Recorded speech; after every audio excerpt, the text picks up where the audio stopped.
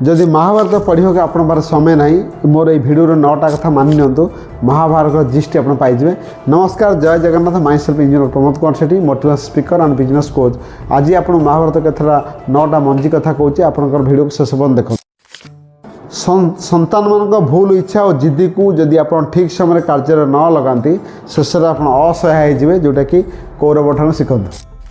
Number 2, आप जिते बलवान हूँ, जिते शास्त्र ज्ञान आपण पाखे थाऊ, जदि आप अधर्म साथी अच्छा ये बलवान शास्त्र धर्म एवं आपणकर जो पराक्रम एवं जो आशीर्वाद सब बेकार हो जोटा कर्णठू शिखती।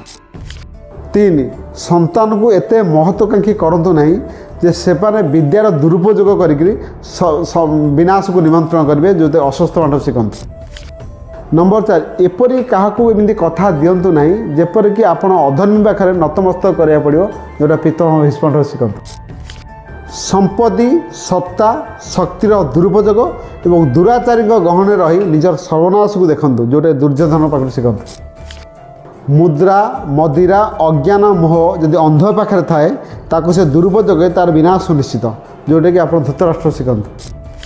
जदि गोटे व्यक्तिर विद्या विवेक सहित बंधा होता है तार विजय सुनिश्चित जोटा अर्जुन पाखे शिखती।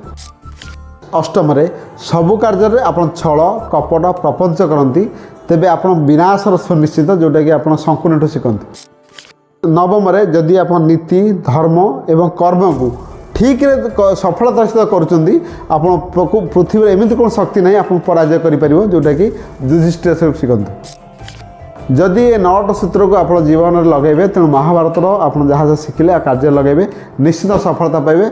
वीडियो को भल लगुले कमेंट करूँ एवं वीडियो को लाइक करूँ, चैनल को सब्सक्राइब करूँ। Thanks for watching.